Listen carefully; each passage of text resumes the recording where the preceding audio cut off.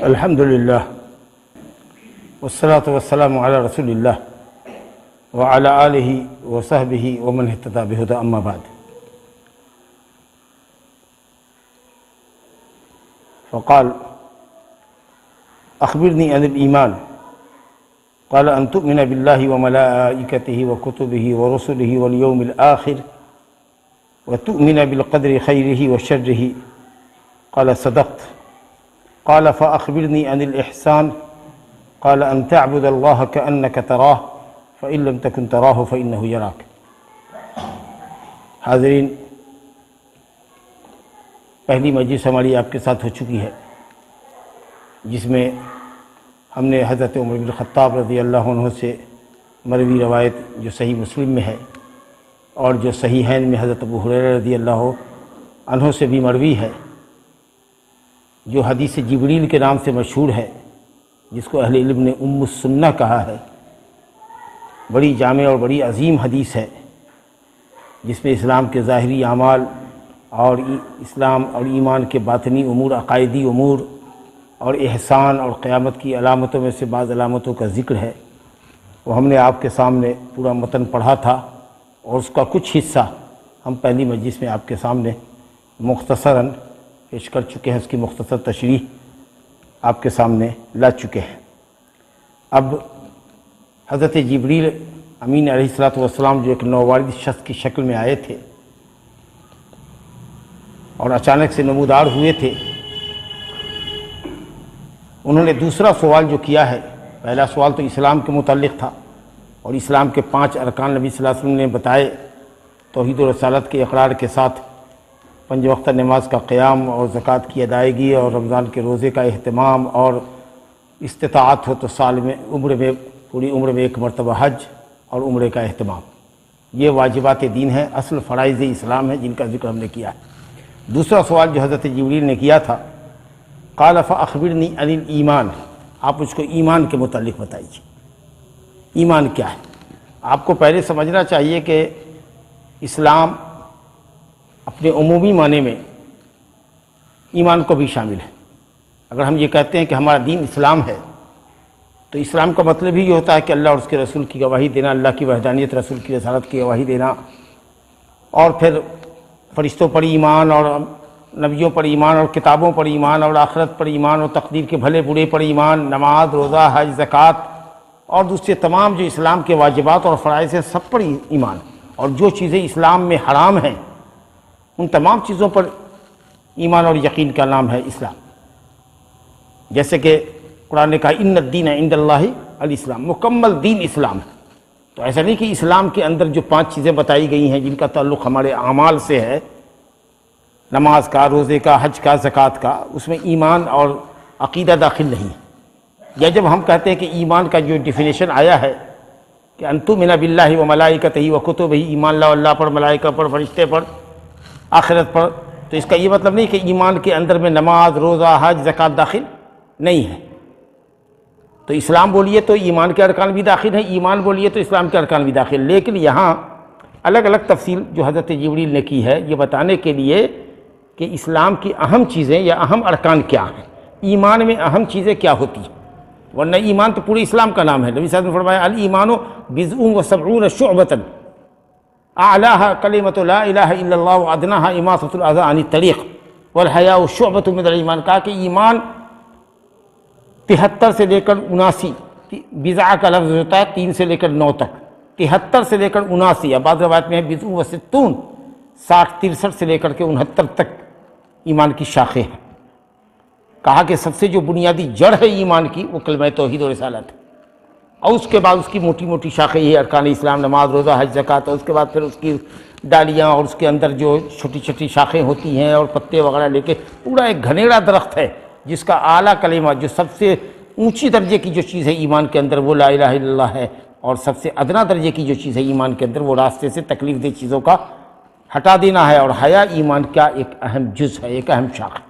تو الحمدللہ ایمان بھی نماز روزوں کو شامل ہے۔ تو اسی لیے اہل علم نے کہا کہ اسلام اگر بولو تو اس میں ایمان بھی داخل ہوتا ہے، اور ایمان بولو تو اس میں اسلام کے جو ارکان بیان کیے گئے ہیں، ارکان 5 وہ بھی داخل ہیں۔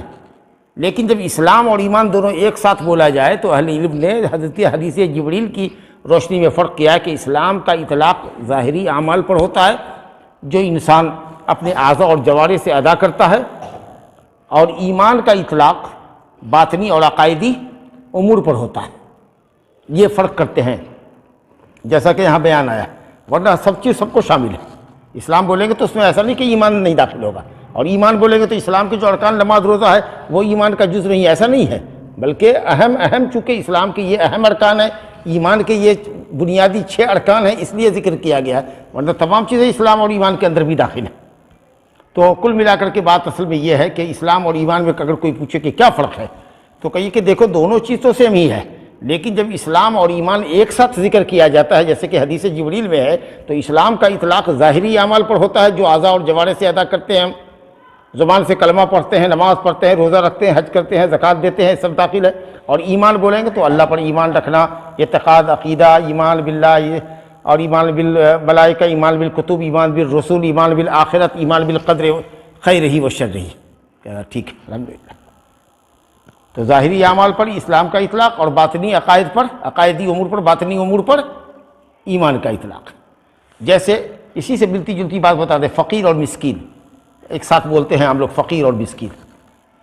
تو جب اگر کہیں کہ صاحب یہ 100 روپیہ ہے کسی فقیر کو دے دیجیے، تو آپ نے اگر کسی مسکین کو دے دیا تو بھی ادا ہو گیا۔ کہا کسی مسکین کو دے دیجیے اور آپ نے کسی فقیر کو دے دیا تو بھی آپ نے صحیح جگہ پہنچا دیا۔ لیکن فقیر اور مسکین اگر دونوں ایک ساتھ ذکر کیا جائے، جیسے قرآن مجید میں زکوٰۃ کی آیت میں انما الصدقات للفقراء والمساکین، صدقات یعنی زکوٰۃ فقراء کے لیے اور مساکین کے لیے، تو اب یہاں فرق ہوتا ہے کہ فقیر کس کو کہتے ہیں اور مسکین کس کو کہتے ہیں۔ تو صحیح قول یہ ہے کہ فقیر وہ ہے جس کے پاس کچھ نہ ہو، مفلوق الحال ہو، اور مسکین وہ ہے جس کے پاس کچھ ہو لیکن ضروریات کو پورا کرنے کے لیے کی حد تک نہ ہو۔ 10,000 روپیہ کما رہا ہے لیکن اس کی جائز ضرورت، بنیادی ضرورت 15,000 کی، تو 5,000 روپیہ زکوٰۃ کی رقم سے اس کو دیں گے، کیوں؟ اسے کہ وہ مسکین ہے، کما تو رہا ہے لیکن اتنا نہیں ہے کہ اس سے اس کی پورتی ہو سکتی ہے۔ لیکن فقیر وہ ہے جس کے پاس کچھ نہ ہو، سمجھا؟ لیکن اگر دونوں میں سے کوئی ایک لفظ بولا جائے گا، فقیر کا لفظ بولا جائے گا تو مسکین بھی داخل ہے، مسکین کا بولا جائے گا تو فقیر بھی داخل ہے۔ اور جب دونوں ایک ساتھ بولے، جیسے کہ قرآن نے کہا انما الصدقات للفقراء والمساکین، اس کا مطلب کہ فقراء کی ایک الگ کوالٹی ہے اور مسکین کی ایک الگ کوالٹی ہے۔ تو تم فقراء وہ ہیں جن کے پاس کچھ نہ ہو، صفر الیدین ہو، دونوں ہاتھ اس کا خالی ہے، کچھ نہیں ہے، اور مسکین وہ ہے جس کے پاس سم تھنگ ہو لیکن اتنی نہ ہو کہ جس سے وہ اپنی ضرورت پوری کر سکتا ہو۔ تو میں سمجھتا ہوں کہ اب بات واضح ہو گئی کہ اسلام ظاہری اعمال پہ بولا جاتا ہے اور ایمان باطنی امور پر، باطنی عقائدی امور کے اوپر بولا جاتا ہے۔ ویسے اسلام ایمان کو بھی شامل ہے، ایمان اسلام کو بھی شامل ہے، اور سب کا مجموعہ جو ہے وہ دین ہے۔ جیسے قرآن نے کہا ان الدین عند اللہ الاسلام، تو لفظ دین اگر بولیے گا تو دین میں اسلام بھی ہے، ایمان بھی ہے، احسان بھی ہے، اور جتنا کچھ بھی قرآن اور حدیث میں اسلام کی تعلیمات ثابت ہے، چاہے وہ ادا کرنے سے تعلق رکھتی ہوں کہ اجتناب کرنے سے تعلق رکھتی ہوں، الحمدللہ وہ تمام چیزیں اس کے اندر داخل ہیں۔ آئیے، تو کہا کہ ایمان کا مطلب، ایمان کا لغوی معنی کیا ہوتا ہے؟ کہتے ہیں ایمان مانے تصدیق، ایمان مانے تصدیق، اور بعض علماء نے کہا کہ ایسی تصدیق جو انسان کے اندر عمل کا جذبہ بیدار کرے۔ اور شریعت میں اس ایمان کس کو کہتے ہیں اور کتنی چیزوں کو شامل ہے اس کا ذکر یہاں آ رہا ہے۔ شریعت میں ایمان کس کو کہتے ہیں؟ ایمان کہتے ہیں اس چیز کو جو دل میں راسخ ہو، پیوست ہو، زبان پہ جس کا اقرار ہو جس چیز کا، اور عمل سے جس کی ادائیگی ہو رہی ہو۔ ایمان وہ ہے جو دل میں پیوست ہو اور جس کا اقرار زبان سے ہو اور عمل کے ذریعے جس کی تصدیق ہوتی ہے۔ گویا ایمان اعتقاد، اقرار اور عمل کے مجموعے کا نام ہے۔ آپ کہتے ہیں کہ اللہ پر میرا ایمان ہے، ابھی بات آئے گی، تو مطلب یہ ہے کہ اللہ رب العالمین کی وحدانیت پر آپ کا دل مطمئن ہونا چاہیے کہ وہ ایک اکیلا معبود ہے، اس میں ذرہ برابر کوئی شک نہیں ہونا چاہیے۔ آج اس کا اقرار زبان سے ہونا چاہیے، اشہد ان لا الہ الا اللہ، اسی کی تاکید ہے، وحدہ اکیلا ہے، وہ لا شریک ہے، اس کا کوئی شریک نہیں۔ اور عمل سے آپ اس کا ثبوت دیجئے کہ آپ کی جملہ عبادات اللہ رب العالمین کے لیے ہی ہونی چاہیے، اس میں کسی کو شبہ برابر، ذرہ برابر بھی کسی کا اس میں حق نہیں ہونا چاہیے۔ تو وہ چیز جو دل میں پیوست ہوتی ہے اور زبان پر جس کا آدمی اظہار کرتا ہے شک اور تردد سے بالکل پاک اعتقاد ہو اور زبان پر اقرار ہو اور عمل بھی اس کی تائید کرتا ہو، یہاں جا کر کے ایمان ہوتا ہے۔ گویا عمل ایمان کا اہم جز ہے۔ کلمہ پڑھ رہا ہے لیکن عمل نہیں ہے، بہت خطرے پہ ہے۔ اب سوالیہ نشان لگا ہوا ہے آپ کے داخلہ جنت پر، بہت بڑا سوالیہ نشان لگا ہوا ہے۔ بہرحال تفصیل میں آئیے، کہا کہ پہلے اب ایمان کی جب آپ نے لغوی تعریف سن لی کہ لغت میں عربی زبان میں ایمان کا معنی تصدیق ہے، یا ایسی تصدیق جو تابعداری کو شامل ہو، اور ایمان شرعی طور پر اصطلاحی طور پر علماء کے یہاں، اہل سنت والجماعت کے یہاں ایمان کہتے ہیں اس چیز کو جو دل میں پیوست ہو، بلا تردد کے، زبان پر جس کا آدمی اقرار کرتا ہو اور عمل سے جس کو ثبوت دیتا ہو۔ گویا اعتقاد قلبی، اقرار لسانی اور عمل جوارح کے مجموعے کا نام ہے، دل کے یقین، زبان کے اقرار اور عمل کے مجموعے کا نام ہے۔ اب اس کے کتنے ارکان ہیں، بنیادی کتنے ارکان ہیں؟ تو جہاں حدیث پہ بیان کیا کہ 6 ارکان ہیں۔ پہلا رکن جو رکن رکین ہے، جو سب سے اہم رکن ہے، وہ ہے ایمان باللہ۔ اگر ہمارا اللہ پر ایمان نہ ہو تو کہاں کی کتاب، کہاں کا رسول، کہاں کا فرشتہ، کہاں کی آخرت، سب ایمان کے جتنے بھی ارکان ہیں وہ سب گھوم رہے ہیں کس کے گرد؟ ایمان باللہ کے، ایمان باللہ کے۔ تو ایمان باللہ اصل حقیقت ہے، اور ایمان باللہ سے ایمان بالکتاب، ایمان بالرسول، جی ایک ایمان ہے، اس کا جو مین چیز ہوئی وہ ایمان باللہ ہے۔ تو اللہ پر ایمان ہو، اس کے نتیجے میں پھر ساری کچھ چیزیں ہوتی ہیں۔ گویا ایمان باللہ کی فرع ہے یہ سب چیزیں۔ کہا ان تؤمن باللہ، اللہ پر ایمان لاؤ۔ اللہ پر ایمان لانے کا کیا مطلب، یہ ذرا سمجھیے گا پورے اٹینشن کے ساتھ۔ ایمان باللہ کا مطلب کیا ہے؟ کہتے ہیں اس بات پر ایمان کہ اللہ موجود ہے، اللہ موجود ہے، اللہ کے وجود پر ایمان لانا۔ ارے جو موجود ہی نہیں ہوگا اس کی عبادت کیا کریں گے آپ؟ تو اللہ کے وجود پر ایمان لانا۔ اب اگر کہیں اللہ کہاں موجود ہے، اللہ کہاں ہے، تو کچھ لوگ بڑی سادگی کے ساتھ جواب دیتے ہیں اللہ ہر جگہ ہے۔ ارے نہیں بھیا، اللہ ہر جگہ نہیں ہے، اللہ عرش کے اوپر ہے، 7 آسمان کے اوپر اللہ کا عرش ہے، عرش کے اوپر ہے رب العالمین، اس کی ذات عرش کے اوپر ہے۔ دیکھتے رہیے گا عقیدہ۔ ہاں اللہ تعالیٰ کا علم ہر جگہ ہے، اللہ تعالیٰ ہر چیز کو دیکھ رہا ہے، ہر چیز کو سن رہا ہے، ہر چیز کو جان رہا ہے۔ احاط بکل شیء علما، اس نے ہر چیز کو اپنے گھیرے میں لیا ہے۔ کوئی چیز لا یعزب عنہ مثقال ذرۃ فی الارض ولا فی السماء، ایک ذرہ بھی رب العالمین کی نگاہ سے اوجھل نہیں ہے۔ نہایت سننے والا، نہایت باریک دیکھنے والا، اور تمام چیزوں کا جاننے والا ہے۔ تو آپ سن لیجئے اللہ موجود ہے۔ کوئی تکلیف یا اللہ کرتے ہیں نا، نیچر ہے، نیچر ہے۔ اتنی بڑی کائنات بغیر خالق کے تھوڑے بن گئی ہے، وجود میں آ گئی ہے۔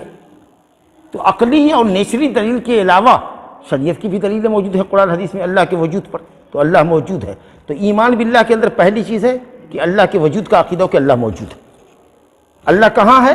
کہے گا اللہ کی ذات عرش کے اوپر ہے جو 7 آسمان کے اوپر ہے، باقی اس کا علم ہر جگہ ہے۔ ایمان باللہ کے اندر دوسری چیز یہ ہے کہ اللہ رب العالمین کی ربوبیت پر ایمان ہو کہ اللہ ایک اکیلا رب اور خالق ہے۔ کائنات کو بنانے میں، ایک مکھی کو بنانے میں بھی کسی نے اللہ کا ساتھ نہیں دیا، اور نہ اللہ کو کسی کے ساتھ کی ضرورت ہے۔ آپ سمجھ لیجیے، بڑی سے بڑی اور چھوٹی سے چھوٹی مخلوق اللہ نے بنائی ہے۔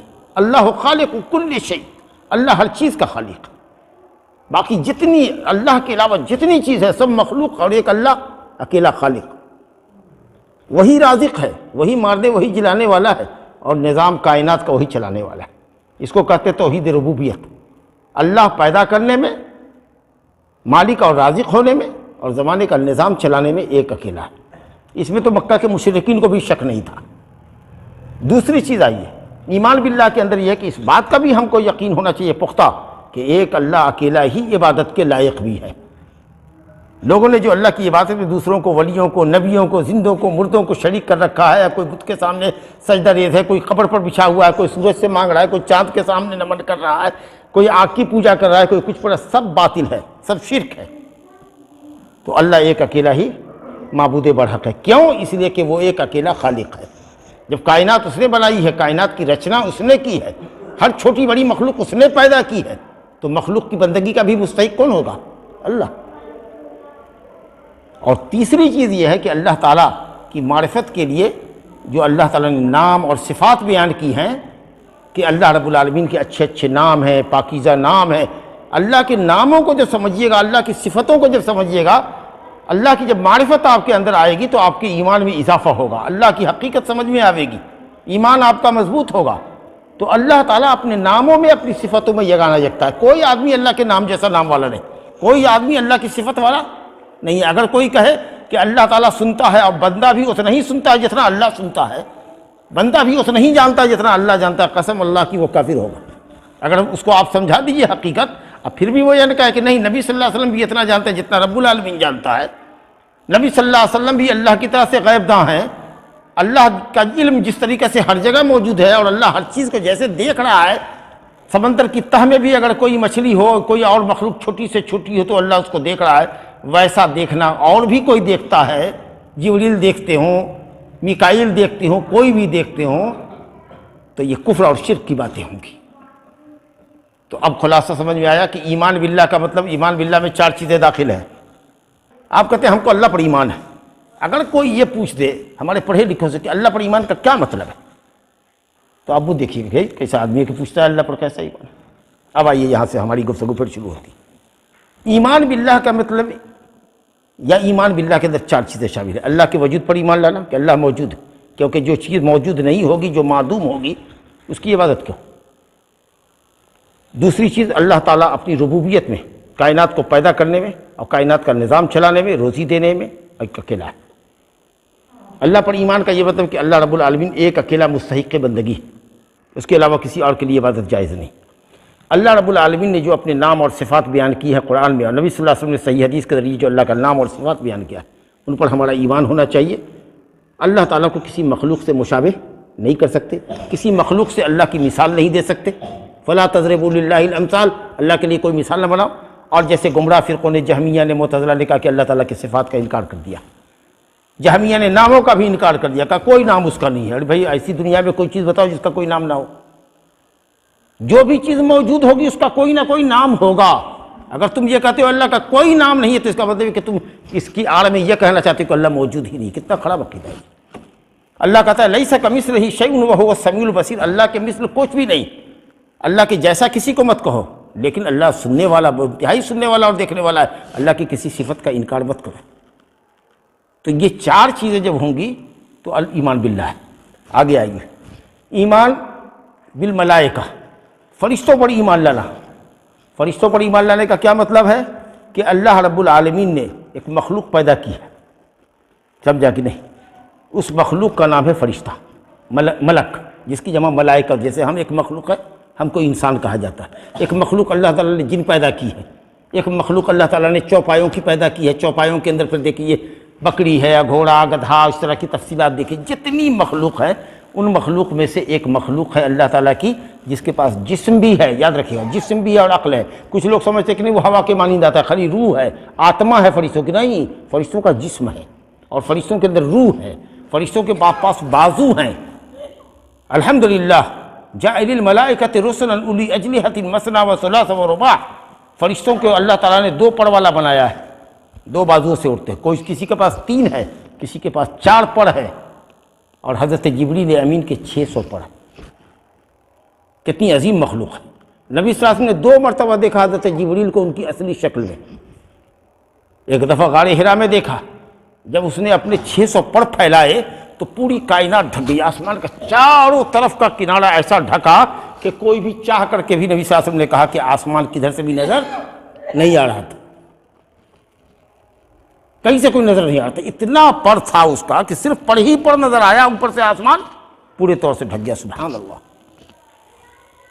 اور ایک مرتبہ وَلَقَدْ رَآهُ نَزْلَةً أُخْرَىٰ عِندَ سِدْرَةِ الْمُنتَهَىٰ عِندَهَا جَنَّةُ الْمَأْوَىٰ، اور دوسری مرتبہ دیکھا تھا سدرۃ المنتہا کے پاس، جب لیلۃ المعراج میں گئے وہاں بھی ان کی اصلی شکل میں دیکھا۔ 2 مرتبہ جبریل امین کو دیکھا۔ باقی جبریل امین ہمیشہ انسانی شکل میں آتے رہے، اور اکثر دہیہ کلبی بڑے خوبصورت صحابی تھے، ان کی شکل میں آتے رہے۔ یہ شاید پہلی مرتبہ ہے جس حدیث کو ہم پڑھ رہے ہیں، حدیث جبریل کے نام سے، اس میں نبی صلی اللہ علیہ وسلم نے جبریل امین کو جو انسانی شکل میں آئے تھے نہیں پہچانا تھا، جب وہ چلے گئے تب پہچانا۔ بہرحال یہ فرشتہ جو ہے یہ نور سے پیدا کیا گیا ہے۔ مسلم شریف میں روایت ہے کہ رسول اللہ نے فرمایا کہ خلقت الملائکۃ من نور، وَخُلِقَ الْجَانُّ مِن مَارِجٍ مِّن نَّارٍ وَخُلِقَ آدَمَ مِمَّا وُصِفَ لَكُمْ۔ فرشتے نور سے پیدا کیے گئے اور جن آگ سے پیدا کیے گئے اور انسان مٹی سے پیدا کیا گیا۔ یہ جو فرشتے ہیں، ان فرشتوں کو اللہ نے مختلف کاموں پہ لگا رکھا ہے۔ جو فرشتہ اللہ کا پیغام رسولوں تک لاتا رہا، نبیوں تک لاتا رہا، اس فرشتے کا نام جبریل، اور انشاءاللہ صحیح قول کے مطابق سب سے افضل فرشتہ، افضل اسم تفضیل اس میں کیا بولیں، سب سے افضل فرشتہ، اردو تعبیر میں اگر چلتا ہو تو چلا لیجئے کہ سب سے افضل فرشتہ کون ہے؟ جبریل امین علیہ السلام۔ امین ہے، امین جی، ذو مرۃ فاستویٰ، بڑے طاقتور، بڑے خوبصورت۔ انہ لقول رسول کریم ذی قوت عند ذی العرش مکین مطاع ثم امین۔ اللہ، لوگ کہتے تھے کہ شیطان نے کچھ ملا دیا ہوگا، کہا شیطان کو ایک پنجہ مارے گا تو سب شیطان کو بھرتا باہر کر دیں گے، جبریل آئے گا، جبریل کے قریب آئے گا کوئی۔ ذی قوت عند ذی العرش مکین، بڑے مضبوط اور طاقت والے ہیں یہ حضرت جبریل امین۔ تو حضرت جبریل وحی لانے پر ہے۔ کچھ فرشتے ہیں، یا کہہ لیجیے کہ فرشتوں کا جو کچھ سردار ہے، میکائیل اس کا نام اہل علم نے ذکر کیا ہے، کئی آثار ہیں کہ جو بارش برسانے پر معمول ہے۔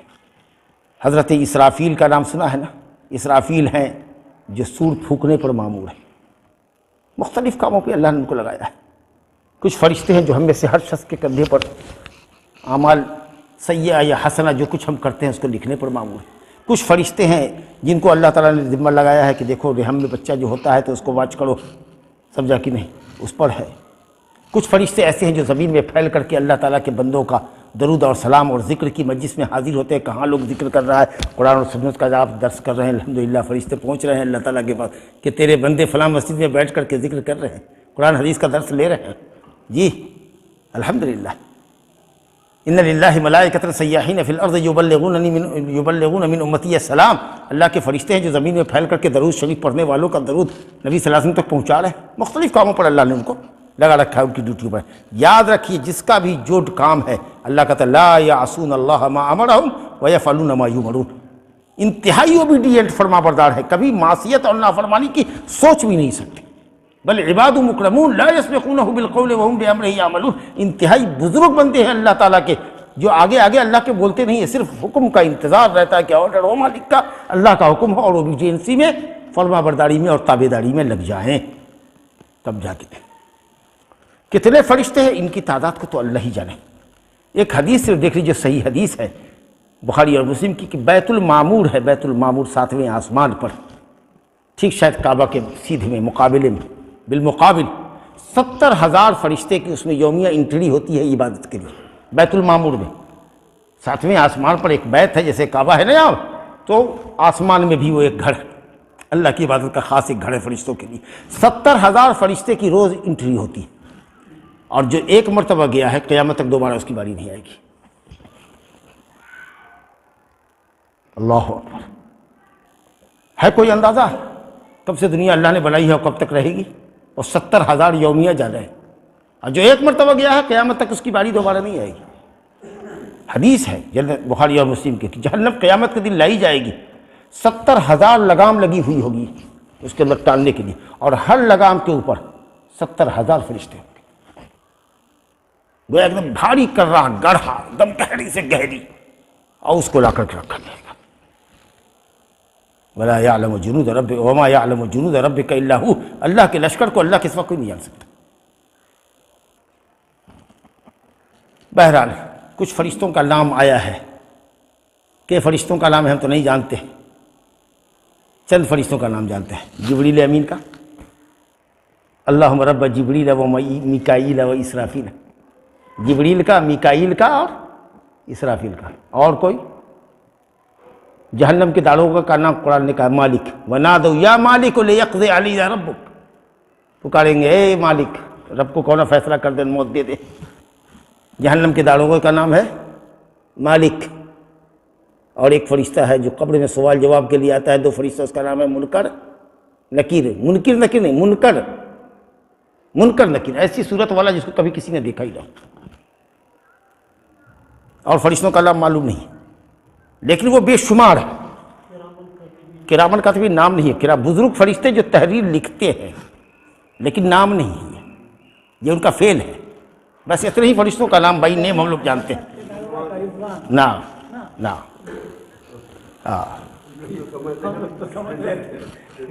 جی ایسا نہیں آیا کہ جنت کے فرشتے کا، جنت کے داروغے کا نام یا جنت کے دربان کا نام رضوان ہے، قرآن حدیث میں نہیں، سمجھا نا؟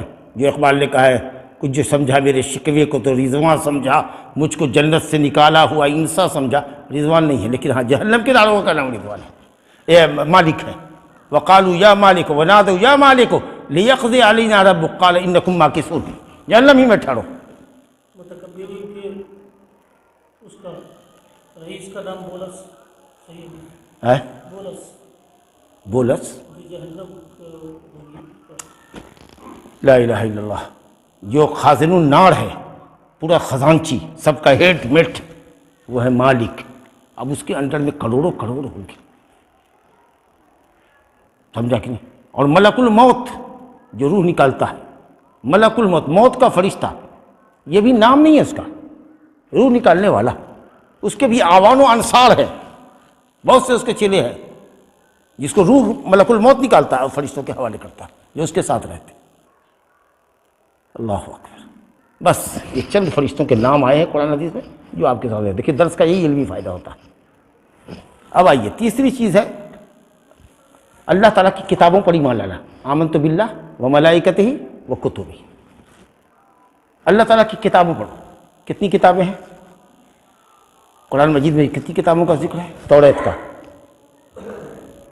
انجیل کا، جی زبور کا، وآتینا داؤد زبورا، اور قرآن مجید کا صحف ابراہیم و موسیٰ۔ حالانکہ تمام رسولوں کو اللہ تعالیٰ نے کتاب دی، تمام رسولوں کو اللہ نے کتاب دی، لیکن جن کتابوں کا قرآن مجید میں ذکر ہے، تمام رسولوں کو اللہ نے کتاب دی ہے، صاحب شریعت تھے۔ نبی اور رسول میں فرق ہے، رسول ہائی لیول ہے اور نبی اس سے نیچے ہے۔ رسول وہ ہوتا ہے جس کی اپنی شریعت ہوتی ہے، اللہ نے آسمان سے شریعت اس پہ اتاری ہوتی ہے، اس کے پاس اپنا قانون نازل اللہ کا کرتا ہوتا ہے، شریعت ہوتی ہے، کتاب ہوتی ہے۔ جو نبی ہوتا ہے وہ صاحب شریعت، مستقل شریعت والا نہیں ہوتا، وہ اپنے سے اگلے رسول کی شریعت کا فالوور ہوتا ہے۔ کچھ چیزیں اللہ تعالیٰ ان کے اوپر بھی نازل کرتا ہے، وہی آتی ہے، تبلیغ اشاعت کرتے ہیں، لیکن مستقل جو شریعت ہے وہ ان کے پاس نہیں ہے۔ حضرت موسیٰ علیہ السلام رسول ہے، لیکن حضرت ہارون اور دوسرے جتنے ہیں وہ سب نبی ہیں۔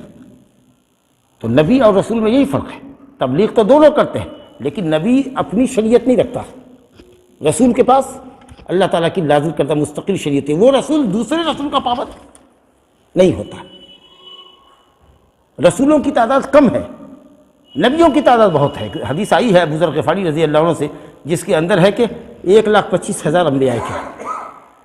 سند میں کلام ہے، لیکن بعض علماء نے کہا کہ کئی طرق سے آئی ہے، اس لیے اعتبار کے لائق۔ لیکن وہ جو حضرات رسول علیہم الصلاۃ والسلام ہیں، ان کی تعداد 300 کچھ ہے۔ یہ سب رسول اللہ کے، اچھا سب کے سب انسان ہی تھے، یاد رکھیں، کوئی بھی جنوں میں رسول نہیں آیا۔ جنوں کے اندر نذر ہوتے تھے، نذر جو آتے تھے کلمہ پڑھتے تھے نبی کے پاس، رسول کے پاس، اب وہاں سے اسلام سیکھ کر کے، تعلیم شریعت کی سیکھ کر کے جاتے تھے اپنی قوم میں، ان کے پاس رسول کوئی نہیں آیا۔ جتنے بھی رسول آئے وہ سب کے سب انسانوں میں آیا، سب کے سب مرد تھے، کوئی عورت نہ تھی اور رسول نہیں بنائی گئی۔ بہرحال قرآن مجید نے ہزاروں انبیاء کرام اور سینکڑوں رسول علیہم الصلاۃ والسلام کے درمیان صرف 25 پیغمبروں کا ذکر کیا قرآن نے۔ ان پیغمبروں پر بائی نیم، ان کے ناموں کے ساتھ ہمارا ایمان ہے کہ وہ سب اللہ تعالیٰ کے برگزیدہ بندے تھے، جو اللہ کا پیغام پہنچانے کے لیے دنیا میں آئے اور اپنا اپنا کام کر کے اپنی اپنی شریعت اور اللہ کی شرعی تعلیمات کو دنیا تک پہنچا کر کے اپنے لوگوں تک پہنچا کر کے گئے۔ کوئی کامیاب رہا، کسی پر 10 آدمی مسلمان ہوا، کسی پر جم غفیر مسلمان، کوئی ایسا بھی رسول نبی آیا جس پر 2 آدمی مسلمان ہوا، کوئی ایسا بھی نبی آیا اس کے اوپر 1 آدمی مسلمان نہیں۔ لیکن اللہ تعالیٰ نے وَإِن مِّنْ أُمَّةٍ إِلَّا خَلَا فِيهَا نَذِيرٌ وَلَقَدْ بَعَثْنَا فِي كُلِّ أُمَّةٍ رَسُولًا، ہر امت میں ہم نے رسول بھیجا، اللہ نے حجت تمام کر دی۔ بہرحال ہمارا تفصیلی ایمان حضرت محمد صلی اللہ علیہ وسلم پر ہے، جن کی امت میں ہم ہیں، جن کا ہم کلمہ پڑھتے ہیں، اور آپ کی شریعت کے ذریعے اللہ تعالیٰ نے اور قرآن مجید کے ذریعے اللہ تعالیٰ نے تمام آسمانی شریعتوں کو منسوخ کر دیا ہے۔ اب دین عیسیٰ باطل، دین موسیٰ باطل، دنیا کے دوسرے ادیان باطل۔ اگر کوئی عیسیٰ کے دین علیہ السلام کے دین پر مر رہا ہے، کوئی اگر موسیٰ کے دین پر مر رہا ہے، جہنمی ہے، وہ جہنمی ہے، سمجھا کہ نہیں؟ اب نجات صرف اسلام پر ہے، وہ اس شریعت پر جو شریعت لے کے محمد صلی اللہ علیہ وسلم آئے۔ تمام آسمانی کتابیں منسوخ، تمام آسمانی شریعتیں منسوخ، ایمان رکھنا ہے۔ توراہ زبور انجیل، وہ توراہ زبور انجیل صحف موسیٰ ابراہیم جو اللہ نے ان پر اتارا تھا، آج کا جو لوگوں کے پاس صحیفہ موجود ہے اس پر ہم نام ایمان نہیں رکھتے، اس میں بہت تبدیلی آ گئی ہے۔ جو توراۃ اللہ نے موسیٰ علیہ السلام کو تختیوں کی شکل میں دی، جو حضرت عیسیٰ علیہ السلام کو انجیل دیا، جو زبور دیا، وہ اللہ کی کتاب ہے، اللہ کا کلام ہے، مخلوق نہیں ہے، اللہ کا کلام ہے۔ جس طریقے سے اللہ خالق ہے، وہ مخلوق نہیں ہے، ساری کائنات مخلوق ہے، اللہ کا کلام بھی غیر مخلوق ہے، تب جا کے ان پر ایمان رکھنا ہے۔ اور یہ جو قرآن ہے، یہ تمام کتابوں کی مہیمن، ان کی تعلیمات، سابقہ شریعت کی اور سابقہ آسمانی کتابوں کی تعلیمات کی محافظ ہے، اہم تعلیمات کی۔ بہرحال تو ہم تمام ان کتابوں پر ایمان رکھتے ہیں۔ قرآن پر ہمارا تفصیلی ایمان ہے کہ قرآن مجید میں جن باتوں کی اللہ نے خبر دی ہے ہم ان کی تصدیق کرتے ہیں، جو حکم اللہ نے قرآن میں اتارے ہیں ان پر ایمان رکھتے ہیں، ان کو بجا لائیں، جن چیزوں سے اللہ نے روکا ہے ان سے ہمارے اوپر بچنا واجب ہے، اور اللہ کی شریعت قرآن اور نبی صلی اللہ علیہ وسلم کی حدیث کے مطابق کرنا ہے۔ یہ بھی یاد رکھنا ہے کہ قرآن نبی صلی اللہ علیہ وسلم کا دائمی معجزہ ہے، قیامت تک کے لیے معجزہ ہے۔ ہر نبی کو اللہ نے اس کے وقت کے حساب سے معجزہ دیا جو نبی کے ساتھ ساتھ چلا گیا، لیکن قرآن رہتی دنیا تک کے لیے معجزہ ہے، عربوں کے لیے جو عربی زبان جاننے والے لوگ ہیں، کہ اگر تم کو ڈاؤٹ ہے کہ اگر یہ قرآن اللہ کا کلام نہیں ہے، محمد صلی اللہ علیہ وسلم کا نعوذ باللہ جیسا تم کہتے ہو کہ خود ساختہ کلام ان کا گڑا ہوا کلام ہے، تو ایک آیت ایک صورت بنا کر کے قرآن جیسی لے آؤ۔ یہ چیلنج آج بھی موجود ہے، قیامت تک موجود رہے گا۔ لہذا قرآن اور سنت پر عمل کرنا ضروری اور واجب ہے۔ چلیے سر، اس کے بعد چوتھی چیز جیسا کہ میں نے آج سے عرض کیا کہ جو اس کے اندر ہے ایمان کیا ہے؟ ان تؤمن باللہ وملائکتہ وکتبہ، آگے ہے رسلہ، اس کے اوپر بھی ایک تفصیل آپ کے سامنے آ گئی ہے کہ تمام انبیاء اور رسول انسانوں میں رہے، تمام کے تمام مرد رہے، کوئی عورت نہیں ہوئی، جنہوں میں کوئی نبی اور رسول نہیں رہا، اور رسولوں کی تعداد اور نبیوں کی تعداد کا صحیح پتہ اللہ کو ہے، لیکن انبیاء زیادہ رہے ہیں رسولوں کے مقابلے میں، ٹھیک ہے۔ ان رسولوں میں جو 5 رسول ہیں وہ سب سے ہائی لیول رسول ہیں، ان کا مقام سب سے اونچا ہے، جن کو اولو العزم پیغمبر کہتے ہیں، بڑے پائے کے پیغمبر ہیں۔ وہ 5 کون ہیں؟ حضرت محمد صلی اللہ علیہ وسلم، حضرت ابراہیم خلیل اللہ علیہ السلام، اور حضرت موسیٰ علیہ السلام، حضرت عیسیٰ علیہ السلام، حضرت نوح علیہ السلام، نوح علیہ السلام، سمجھا کہ نہیں؟ سب سے پہلے رسول نہیں، یہ نہیں کہہ رہا ہوں، ابھی جو بات کر رہا ہوں وہ آپ سمجھیے۔ رسولوں میں جو سب سے اعلیٰ پیمانے کے جو لوگ ہیں، اولو العزم پیغمبر، بڑے پیغمبر جن کی بڑی سرگرمی ہے، بڑی مجتہدانہ کوششیں ہیں، بڑی جد و جہد ہے، جنہوں نے قوم کو بہت جھیلا ہے، جن کے کارنامے زبردست ہیں، جن کو اللہ تعالیٰ نے بطور خاص اولو العزم کہا، فاصبر کما صبر اولو العزم من الرسل، اے نبی اس طرح صبر کیجئے، دین کے دعوت میں استقامت کیجئے جیسے اولو العزم بڑے پایہ کے پیغمبروں نے کیا ہے۔ وہ کون ہیں؟ اس کا بھی قرآن نے بیان کیا سورہ شورى میں کہ اے نبی ہم نے آپ کی طرف وحی کیا، اور نوح کی طرف کیا، اور ابراہیم کی طرف کیا، اور موسیٰ کی طرف کیا، اور عیسیٰ کی طرف کی، ان اقیموا الدین ولا تتفرقوا فیہ، سب مل کر سب کو یہی تعلیم دی کہ دین کو قائم کرو اور دین میں تفرقہ بازی نہیں ہونی چاہیے، ایک اللہ کی بندگی ہونی چاہیے۔ تو وہ اولو العزم پیغمبر جو ہیں، ترتیب سے بتا رہے ہیں فضیلت کے اعتبار سے، نمبر 1 سب سے افضل تمام رسولوں کے سردار محمد صلی اللہ علیہ وسلم، ان کے بعد درجے میں حضرت ابراہیم خلیل اللہ علیہ السلام، اس کے بعد حضرت موسیٰ علیہ السلام، کچھ لوگ کہتے ہیں اب اس کے بعد نوح کو گنو، پھر عیسیٰ کو گنو، کچھ لوگ کہتے ہیں عیسیٰ پہلے ہوں گے اس کے بعد۔ فضیلت کے اعتبار سے رسولوں میں سب سے پہلے رسول حضرت نوح علیہ السلام، نبیوں میں سب سے پہلے نبی حضرت آدم علیہ السلام۔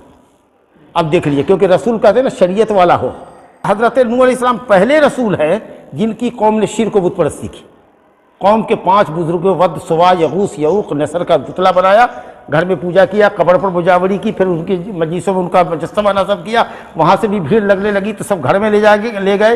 یہ پہلی دنیا کی قوم تھی جس نے شرک کیا تھا۔ تو حضرت آدم اور نوح علیہ السلام کے درمیان 1000 سال کا زمانہ گزرا، یاد کیجیے گا 1000 سال، اس میں کسی قوم نے کوئی شرک نہیں کیا، صرف ایک اللہ کی بندگی ہوتی تھی۔ یہ پہلی قوم تھی نوح کی جس کی ہدایت کے لیے اللہ نے نوح بھیجا۔ اس کو شیطان نے بہکا دیا کہ تمہارے قوم کے بزرگان تھے، ان کے قبروں پر بیٹھو، ان کے مجسمے تراشو، گھر میں رکھو تاکہ اللہ یاد آئے گا۔ اور بعد میں جب علم شریعت ختم ہو گیا، دوسری تیسری نسلیں آئی تو شیطان نے پٹی پڑھا دی کہ تمہارے باپ دادا ان کے توسط سے، ان کے وسیلے سے اللہ سے مانگتے تھے۔ اب یہاں سے شرک اور بت پرستی ہو گئی۔ تو اللہ تعالیٰ نے اس قوم کی اصلاح کرنے کے لیے جو پہلا رسول بھیجا، توحید کی دعوت دینے والا اور شرک سے منع کرنے والا، یہ پہلا رسول کون ہوا؟ حضرت نوح علیہ السلام۔ اس لیے حدیث شفاعت میں آیا ہے کہ قیامت کے دن جب نفسی نفسی کا عالم ہوگا تو لوگ پہنچیں گے حضرت آدم کے پاس اور کہیں گے آپ تو ابو البشر ہے، ابو الانبیاء ہے، آپ نبیوں کے باپ ہیں، انسانوں کے باپ ہیں، آپ سفارش کیجیے اللہ تعالیٰ سے کہ وہ بندوں کے درمیان فیصلہ کرے۔ تو کہے کہ نہیں بیٹا، یاد ہے نا ہم نے جو غلطی کی تھی، جنت میں پھل کھا لیا تھا تو نکال دیے گئے تھے، ارے ہماری ہمت نہیں اللہ کو کچھ کہنے کی۔ جاؤ نوح کے پاس۔ نوح کے پاس جب آئیں گے تو کہیں نوح انت اول رسول بعثک اللہ الی الخلق، آپ پہلے رسول ہیں جن کو اللہ تعالیٰ نے مخلوق میں بھیجا ہے۔ اب دیکھیے پہلے نبی تو حضرت آدم ہے، پھر یہاں لوگ کہہ رہے ہیں نوح کو کہ آپ پہلے رسول ہیں، تو یہ پہلی، یہ اولیت کس اعتبار سے ہے؟ شرک سے منع کرنے کے اعتبار سے۔ چلیے الحمدللہ۔ اور آخری رسول جو ہیں محمد صلی اللہ علیہ وسلم، اور نبی اور رسول دونوں ہیں آپ، یعنی جو رسول ہے وہ نبی ہے، لیکن ہر نبی رسول نہیں۔ اچھا یہیں پر مزے کی بات آ گئی۔ اسلام ظاہری اعمال کو بولتے ہیں، ایمان عقائدی امور کو کہتے ہیں۔ ہر مومن مسلم ہے لیکن ہر مسلم مومن نہیں۔ دیہاتی کچھ لوگ آئے، ابھی نیا نیا کلمہ پڑھا تھا، انہوں نے کہتے تھے ہم مومن ہیں، ہم مومن ہیں۔ اللہ تعالیٰ نے کہا قالت الاعراب آمنا قل لم تؤمنوا ولکن قولوا اسلمنا۔ ابھی ایمان کا دعویٰ مت کرو، ایمان بہت پائے کی چیز ہے، ابھی بولو اسلام لائے ہیں۔ ظاہری طور پر کلمہ پڑھے ہو، جمعہ 8 دن ہوا ہے تم کو، ابھی مثال کے طور پر کہتے ہیں نا جمعہ 8 دن ہوا ہے، ابھی جب اسلام میں خوب پختہ ہو جاؤ گے تب جا کر کے ایمان کے دائرے میں داخل ہوگے۔ تو ہر مومن مسلم ہے لیکن ہر مسلمان مومن نہیں۔ اسی کبھی کبھی صحابہ کرام کسی کے متعلق کہتے یا رسول اللہ فلاں کو دیجیے نا، وہ مومن آدمی ہے، تو آپ نے کہا کہ اب وہ مسلمان مومن ہے کہ مسلم ہے، یعنی بجائے اس کے کہ کسی کے ایمان کے لیے تم دم بھرو، حامی بھرو کہ وہ مومن ہے، اس سے اچھا ہے کہ کہو مسلم ہے، کیونکہ مسلم تو عام سب کو مسلمان کہتے ہیں۔ جو کلمہ پڑھا لا الہ الا اللہ کا شرک نہیں کر رہا ہے، اگر وہ تاڑی بھی پیتا ہے اور بدکاری بھی کرتا ہے، مسلمان تو ہے نہ بجا، لیکن مومن نہیں ہے، کیونکہ اگر پکا مومن ہوتا تو یہ بدکاری نہیں کرتا۔ ہاں مسلمان ہے، کلمہ پڑھ رہا ہے، ہم اس کو کافر نہیں کہیں گے، دائرہ اسلام سے خارج نہیں کہیں گے جیسے گمراہ فرقہ کرتا ہے، لیکن مومن نہیں کہیں گے، مومن کا مقام اونچا ہوتا ہے، سمجھا نا؟ حدیث میں جو آتا ہے کہ لا یزنی الزانی حین یزنی وہو مومن، جب زناکار زنا کرتا ہے تو وہ مومن نہیں رہتا، مطلب مومن کامل نہیں رہتا ہے، ناقص مومن رہتا ہے، دیٹ از اسلام۔ جو اسلام ہے نا وہ مسلمان تو رہتا ہے، لیکن جو مومن آپ کہیے گا کامل مومن وہ نہیں رہتا۔ چلیے بہرحال وقت چونکہ تیزی سے گزر رہا ہے اس لیے الحمدللہ۔ ایک بات اور جان لیجیے، جتنے انبیاء اور رسول آئے سب شہر سے آئے، کوئی بھی دیہاتی نہیں تھا، بدوی نہیں تھا، نہ سمجھا؟ کیونکہ بدوی لوگ ہوتے ہیں اجت، پڑھے لکھے لوگوں میں، شہریوں میں سے، جہاں بڑی آبادی تھی وہاں سے آیا کرتے تھے۔ تو اب ایک جگہ اعتراف پڑتا ہے کہ حضرت یوسف علیہ السلام کے باپ وغیرہ جب ملے، بھائی وغیرہ ملے، تو انہوں نے کہا کہ وَجَاءَ بِكُم مِّنَ الْبَدْوِ، اللہ تعالیٰ آپ لوگ کو بادیے سے لے آیا۔ تو حضرت یعقوب علیہ السلام اصل میں شہر میں ہی نبی بنائے گئے تھے، ہو سکتا ہے کہ انہوں نے بعد میں بادیہ نشینی اختیار کر لی ہوگی، ہو سکتا ہے کہ جس مقام پہ وہ رہتے رہے ہوں گے اس جگہ کا نام بدا رہا ہوگا، سمجھا کہ نہیں؟ چلیے ماشاءاللہ۔ یا ہو سکتا ہے کہ شہر سے متصل جو محلہ رہا ہوگا، دربھنگہ شہر ہے اور اس سے متصل محلہ ہے نا چکزوڑا، تو چلیے ہے تو وہ محلہ لیکن شہر میں ہے، تو یہ اہل علم نے جواب دیا ہے کہ سارے انبیاء من اہل القریٰ، قریٰ سے ہوتے تھے، بستیوں سے ہوتے تھے، شہروں سے ہوتے تھے، آدمی سمجھتا ہے قریہ مانے دیہات، نہ، دیہات کے لیے بدو آتا ہے، قریہ مانے جہاں آبادی گھنی ہو۔ مکہ کو اللہ تعالیٰ نے لکھا ام القریٰ، ام القریٰ، بستیوں کی ماں۔ تو بہرحال تمام انبیاء شہری تھے، دیہاتی کچھ بھی نہیں تھے۔ اب یہی ایک اعتراض پڑتا ہے کہ سورہ یوسف میں تو اللہ تعالیٰ کہتا ہے کہ حضرت یوسف نے کہا کہ وجاء بکم من البدو، اللہ آپ کو بدو سے لے آیا دیہات، تو کیا حضرت یعقوب علیہ السلام اور ان کے اور بیٹے بادیہ میں رہتے تھے؟ تو اس کا جواب اہل علم نے دیا ہے، علامہ شنقیطی رحمۃ اللہ علیہ نے، کہ نہیں، اس جگہ کا نام یا تو بدو رہا ہوگا، یا ممکن ہے کہ نبی بنائے جانے کے بعد میں وہ دیہات چلے گئے ہوں گے بیٹی کی جدائی کے بعد، یا ہو سکتا ہے کہ شہر سے لگا ہوا جو متصل جو ان کا محلہ رہا ہوگا جس میں وہ تھے، وہ اس کو بادیہ کہا گیا ہے۔ بہرحال فرق نبی رسول کا بھی آپ نے سمجھ لیا، اور 5 اولو العزم پیغمبروں کا بھی نام سن لیا، اور سب سے بڑی نعمت جس کا میں ذکر کروں وہ یہ ہے اللہ تعالیٰ نے جن و انس پر جو آخری زمانے میں کیا ہے کہ محمد صلی اللہ علیہ وسلم کو ان کے درمیان نبی اور رسول بنا کر بھیجا ہے، اور آپ کی نبوت اور رسالت تا قیام قیامت ہے۔ آپ نے ہر بھلائی کی طرف ہماری رہنمائی فرمائی ہے اور ہر شر سے ہم کو ڈرا دیا ہے۔ اس کے بعد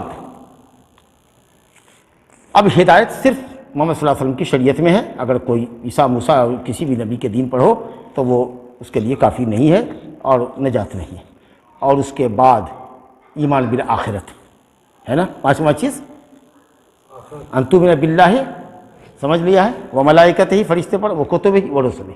5ویں چیز ہے والیوم الآخر، قیامت کے اوپر۔ قیامت آخر کس کو کہتے ہیں؟ قیامت اصل میں یہ ہے کہ مرنے کے بعد سے لے کر کے قبر سے اٹھائے جانے تک، اور میدان حشر کا جو دن ہوگا وہ آخری دن ہوگا، وہی یوم آخر ہے۔ آخر دن وہ ہے جس میں انسان اٹھایا جائے گا، وہ ایک دن جو 50,000 سال کا دن ہوگا، آخری دن ہوگا۔ اس کے بعد کوئی دن کوئی رات نہیں ہوگی، کوئی دن کوئی رات نہیں ہوگی۔ اس پر ایمان لانا ہے کہ مرنے کے بعد قیامت ہوگی، اٹھائے جائیں گے۔ اب اس کے اندر بہت ساری چیزیں، اب یہ ایک لمبا موضوع ہے۔ آخرت پر ایمان لانا، آخرت کے اوپر ایمان لانے کے اندر مرنے کے بعد قبر کے اندر آدمی کا آزمایا جانا، منکر نکیر کے ذریعے سوالات کیا جانا، اور جواب دینے والے کے لیے قبر کا جنت کی کیاری بنا دیا جانا، اور جواب نہ دینے والے کافر اور بے ایمانوں کے لیے اس کو جہنم کا گڑھا بنا دیا جانا، اس کی جو تفصیل آتی ہے اس پر ایمان رکھنا ہے۔ سمجھا کہ قبر میں نعمت بھی ہوتی ہے اور عذاب ہوتی ہے۔ نبی کریم صلی اللہ علیہ وسلم کی شکلائی دعا نہیں آپ پڑھتے ہیں؟ صحیح ہے ان کی دعا ہے، اللہم انی اعوذ بک من عذاب القبر واعوذ بک من عذاب النار واعوذ بک من فتنۃ المحیا والممات واعوذ بک من فتنۃ المسیح الدجال۔ اللہ تعالیٰ ہم سب کو عذاب قبر سے بچائے۔ تو یہاں ہے، اور اس کی پوری تفصیل ہے کہ 2 فرشتہ ابھی آپ دفن کر کے نکلے نہیں قبرستان سے باہر کہ جاتی ہے ملاکان، 2 فرشتے دھمکتے ہیں، ایک کو منکر دوسرے کو نکیر کہا جاتا ہے۔ بڑا ابن عادل کی مفصل روایت مسند امام احمد حنبل کے اندر، اور پھر وہ اس کے اندر روح ڈالی جاتی ہے، اس کو جگایا جاتا ہے، بٹھایا جاتا ہے، اور اس سے سوال کیا جاتا ہے من ربوں کا، ما دینوں کا، ومن نبیوں کا۔ بہرحال وہ پوری تفصیل آپ کے سامنے ہے۔ اس کے بعد چلیے صاحب وہاں سے آپ اٹھے، قیامت کے دن میدان محشر میں جمع ہوئے۔ اب وہاں پر ہمارا ایمان عذاب قبر کے ساتھ اور نعیم قبر کے ساتھ، اب قیامت کے دن نبی کریم صلی اللہ علیہ وسلم کا حوض ہوگا۔ اللہ تعالیٰ نے نبی صلی اللہ علیہ وسلم کو حوض عطا فرمایا، حوض کوثر، جس کی تفصیل ہے کہ پانی اس کا دودھ سے زیادہ سفید اور شہد سے زیادہ میٹھا ہوگا، جو اسے ایک گلاس پی لے گا کبھی پیاسا نہ ہوگا۔ اللہ تعالیٰ ہم سب کو، ہمارے آباء و اجداد کو، ہمارے اساتذہ کو، طلباء کو، اللہ تعالیٰ آپ تمام لوگوں کو حوض کوثر سے نبی صلی اللہ علیہ وسلم کے سیراب کرے۔ سمجھا کہ نہیں؟ جو لوگ مرتد ہوں گے، جو نبی صلی اللہ علیہ وسلم کے زمانے میں مسلمان رہے لیکن بعد میں وہ کلمہ سے پھر گئے، یا اسی طریقہ سے جو لوگ بدعتی ہیں، دین میں نت نئی بدعتیں ایجاد کر رہے ہیں، بڑھ رہے ہوں گے حوض کوثر کی طرف، فرشتہ دھکا دے کے بھگا رہا ہوگا، نبی صلی اللہ علیہ وسلم کہیں گے لگتا ہے میرے ہی ہے، کچھ علامت ہوگی، کہا نہیں آپ نہیں جانتے، آپ کے بعد انہوں نے دین میں بہت کچھ گھما چوکڑی مچائی، بہت سی چیزوں کا اضافہ کیا۔ تو وہ جو تھے بعد میں مرتد ہو گئے وہ، اور وہ جنہوں نے دین کے اندر نت نئی بدعتیں عملی اور اعتقادی ایجاد کر رکھی ہیں، وہ سب اس کے اندر داخل ہیں۔ اسی طریقے سے بندوں کے اعمال تولے جائیں گے، وَنَضَعُ الْمَوَازِينَ الْقِسْطَ لِيَوْمِ الْقِيَامَةِ، اللہ تعالیٰ انصاف کا ترازو رکھے گا، بندوں کے نیک اعمال کو ایک طرف رکھے گا، بد عملی کو ایک طرف رکھے گا، عمل کرنے والے بھی تولے جائیں گے، سب کچھ چیزیں ہیں اس کے اندر۔ اور اسی طریقہ سے آخرت کے اوپر ایمان کے اندر یہ ہے کہ صاحب ہمارا ایمان یہ ہونا چاہیے کہ صاحب جنت ہے اور جہنم ہے، اور پل صراط پر ایمان ہے کہ پل صراط اللہ نے جہنم کے پیٹھ پر نصب کیا ہے، اس سے پار کریں گے انبیاء اولیاء سب کے سب پار کریں گے، اور اپنے اپنے اعمال کے اعتبار سے کوئی بجلی کی مانند گزر جائے گا، کوئی تیز ہوا کے مانند، کوئی تیز گھوڑے کے مانند، کوئی دوڑنے والے کے مانند، کوئی چلنے والے کے مانند، کوئی چلے گا گرے گا زخمی ہوگا، کچھ جلے گا، کچھ نچھڑائے گا، پار کر جائے گا، اور کچھ دھب سے نیچے گر جائے گا، لیکن گزرنا سب کو ہے۔ وَإِن مِّنكُمْ إِلَّا وَارِدُهَا، جہنم میں اترنا سب کو ہے، اترنے کا مطلب پل صراط سے گزرنا، اللہ اکبر۔ اور یہ وہ پل صراط ہے اللہ اکبر کہ یہاں گزرتے ہوئے حضرات انبیاء کرام بھی کہیں گے اللہم صلی اللہم صلی، بچا لے اللہ، بچا لے بچا لے۔ اور پھر جب پل صراط کو پار کر جائیں گے تو ایک چھوٹا سا پل اور آئے گا قنطرہ، وہاں پر آپس کی جو کینہ کپٹ کی ہلکی پھلکی باتیں ہوں گی جنتیوں کے درمیان، جو دنیا میں کینہ کپٹ کی ہلکی پھلکی بات رہ گئی اس کی صفائی ستھرائی ہوگی۔ اب اس کے بعد ایک دم سیدھا صاف ستھرا بے کینہ کر کے محبت کے ساتھ سب کو جنت میں داخل کیا جائے گا۔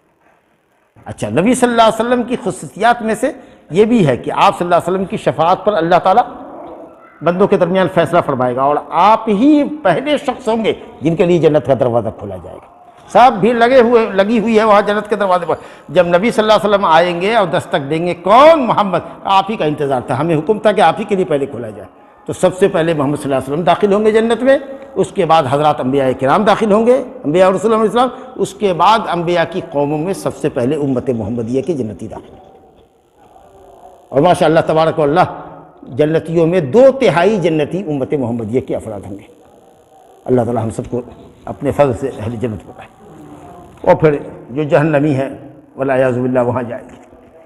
تو یہ ساری کچھ جو تفصیلات ہیں وہ سب ایمان بالآخرت کے اندر داخل ہے۔ اب اس کے بعد آخری جو چیز بچی ایمان کے اندر، وہ ایمان بالقدر خیرہ و شرہ ہے۔ ایمان کے تقدیر پر ایمان لانا ہے کہ جو بھی کچھ ہو رہا ہے وہ اللہ رب العالمین کے علم میں پہلے سے ہے، لوح محفوظ میں لکھا ہوا ہے۔ اللہ کی مشیت کے بغیر کچھ نہیں ہوتا، اور تمام چیزوں کا خالق اللہ رب العالمین ہے۔ اگر کچھ ہو جائے نیکی، اس کے بعد بھی نیکی کرو، استعین باللہ، اللہ سے مدد چاہو، محنت کرو، لیکن اگر اس کے بعد بھی کامیاب نہ ہو سکو تو کہو کہ قدر اللہ، اللہ نے مقدر یہی کیا تھا، وما شاء فعل۔ ایسا نہیں ہونا چاہیے، او ایسا کرتے تو ایسا ہوتا، ایسا کرتے او ایسا ہوتا، لیکن جو کرنا تھا وہ کر لیا، اب اس کے بعد ہو گیا۔ اب افسوس کرنے سے کیا فائدہ، سوائے اس کے کہ آپ کی حسرت بڑھے، آپ کی تکلیف بڑھے۔ تو یہ تقدیر کے اوپر، اس کے بھلے برے پر ایمان لانا ہے، وہ تفصیل آپ کے سامنے ہم پڑھ چکے ہیں۔ جو لوح محفوظ میں جو چیزیں لکھی ہوئی ہیں اس میں کمی نہیں ہوتی، فرشتوں کے علم کے اعتبار سے کمی ہوتی ہے۔ کہتے ہیں لا يرد القدر الا الدعاء، دعا سے تقدیر بدلتی ہے۔ اس کا مطلب کیا؟ جو اللہ نے لوح محفوظ میں لکھا ہوا ہے وہ تو فائنل اور آخری چیز ہے، لیکن فرشتوں کو کوئی دے رکھا ہے کہ دیکھو فلاں بندے کو، یہ زبیر کو دیکھو، اگر یہ نیکی کرے گا، صلہ رحمی کرے گا، خاندان اور رشتہ داروں سے اچھا تعلق رکھے گا تو اس کی عمر 90 سال ہوگی، اور اگر یہ ادھر ادھر کرے گا، بدمعاشی کرے گا، تو اس کی عمر 75 پر ختم ہو جائے گی۔ رب العالمین کو فائنلی معلوم ہے کہ کیا کرے گا، اور اس کو کب ہونا ہے، کیسے ہونا ہے، سب معلوم ہے۔ سیکنڈ لمحے لمحے کا حساب، پلک جھپکنے کا حساب، بلکہ اس سے بھی زیادہ، لیکن فرشتوں کو معلوم نہیں ہے۔ تو فرشتوں کو جو دیا ہوا ہے کتاب اور فیصلہ، اس میں کمی اور بیشی ہوتی ہے، یا کچھ چیزیں ہوتی ہیں جو کنڈیشنلی ہوتی ہے کہ اگر بندہ ایسا کرے گا تو ایسا ہوگا، ایسا ہوگا۔ رب العالمین کے علم کے اعتبار سے کمی بیشی نہیں ہوتی ہے، فرشتوں کے علم کے اعتبار سے کمی۔ یمحو اللہ ما یشاء ویثبت ما یشاء، یمحو اللہ، اللہ تعالیٰ جو چاہتا ہے مٹاتا ہے، جس چیز کو چاہتا ہے ویثبت، یمحو اللہ ما یشاء ویثبت، وعندہ ام الکتاب، ام الکتاب لوح محفوظ، اس میں کوئی تبدیلی نہیں ہوتی۔ باقی جو شریعت کے احکام ہوتے ہیں اللہ تعالیٰ اس کو بدلتا رہتا ہے، یا وہ کتاب ہے جو فرشتوں کے حوالے کی ہوئی ہے، سال بھر کی تقدیر کہ کون کیا کرے گا، جیسے لیلۃ القدر ہوتی ہے نا، سال بھر کی تقدیر حوالے کی جاتی ہے، تو اس میں فرشتوں کے علم کے اعتبار سے زیادتی کمی ہوتی ہے، اللہ کے اعتبار سے کمی بیشی نہیں ہے۔ اور مٹائے جانے کی جو بات ہے وہ فرشتوں میں جو کتاب ہاتھ میں ہے اس میں ہے، جو لوح محفوظ میں ہے اس میں کوئی کمی بیشی نہیں ہوتی ہے، الحمدللہ۔ اب آخری گفتگو کے پڑاؤ پر آتے ہیں انشاءاللہ، وہ گفتگو آپ لوگوں کے ساتھ ختم کر رہے ہیں۔ اور اس کے بعد جو تیسرا سوال، پھر جب آپ نے یہ 6 ارکان بتا دیے ایمان کے، تو کہا حضرت جبریل نے مل احسان، احسان کیا ہے؟ دیکھیے، احسان اللہ کی بندگی میں ہے، اور احسان اللہ کے بندوں کے ساتھ۔ اللہ کی بندگی کے احسان کا یہاں ذکر ہے، کہا ہے کہ آپ نے فرمایا الاحسان ان تعبد اللہ کأنک تراہ فإن لم تکن تراہ فإنہ یراک۔ احسان کے 2 درجے بتائے۔ پہلا درجہ یہ ہے کہ تم اللہ سبحانہ و تعالیٰ کی اس طرح سے عبادت کرو جیسے کہ تم اللہ کو دیکھ رہے ہو، جیسے کہ دیکھ رہے ہو۔ اب آپ تھوڑی دیر کے لیے تصور کیجئے کہ اگر آپ کا دل مشاہدہ کر رہا ہو کہ اللہ ہمارے سامنے ہے اور ہم دل سے اس کو دیکھ رہے ہیں، تو نمازی کی کیفیت کیا ہوگی، اس کے خشوع اور خضوع کی کیفیت کیا ہوگی، اس کے آداب کیسے ہوں گے، نماز پڑھنے میں اس کی حیت اور اس کا طریقہ نہائی درجہ غایت درجہ تواضع، ذلت، خاکساری، خشوع، خضوع اور حضور قلب کے ساتھ عبادت کرے گا۔ یہ آخری درجہ ہوتا ہے کہ گویا کہ وہ اپنے دل سے رب العالمین کا مشاہدہ کرتا ہے۔ اللہ اکبر۔ آنکھ سے تو کوئی بھی کائنات میں دیکھ نہیں سکتا، کوئی نہیں دیکھ سکتا۔ حضرت موسیٰ علیہ السلام نے ظاہر کیا، کہا تجلی دیکھو طور پہاڑ کو، اگر وہ رک گیا تو دیکھ پاؤ گے، پہاڑ روزہ روزہ ہو گیا۔ نبی صلی اللہ علیہ وسلم کی حدیث ہے مسلم شریف میں کہ کوئی بھی آدمی لن یقدر احد، کوئی بھی آدمی اس بات پر قادر نہیں کہ اللہ کو دیکھے حتی یموت، یہاں تک کہ وہ مرے، مرنے کے بعد جنت میں اللہ کا دیدار ہوا۔ نبی صلی اللہ علیہ وسلم سے پوچھا گیا کہ لیلۃ المعراج میں آپ نے اپنے رب کو دیکھا؟ کہا نا ہوا نور انا اڑا ہو، وہ نور ہے، میں اس کو کیسے دیکھ سکتا ہوں، ان آنکھوں میں تاب نہیں ہے دیکھنے کی۔ مخلوق میں کسی نے آج تک اللہ تعالیٰ کو اس کی اصلی شکل میں نہیں دکھا۔ مومن کو اللہ تعالیٰ دیدار کرائے گا جب وہ جنت میں ہوں گے۔ وجوہ یومئذ ناظرۃ الی ربہا، وجوہ یومئذ ناظرۃ الی ربہا، ناظرہ، کچھ چہرے تر و تازہ ہوں گے جو رب تعالیٰ کو دیکھ رہے ہوں گے۔ جی کہا کہ یہ احساس ہونا چاہیے کہ تم اللہ کو دیکھ رہے ہو، اور نہیں اگر اس پائے کا ایمان اور احسان نہیں ہے عبادت کے اندر تو یہ تو سمجھو ہی کہ اللہ تم کو دیکھ رہا ہے، اللہ تمہارے عملوں پر مطلع ہے، کہاں کھڑے ہوئے ہو۔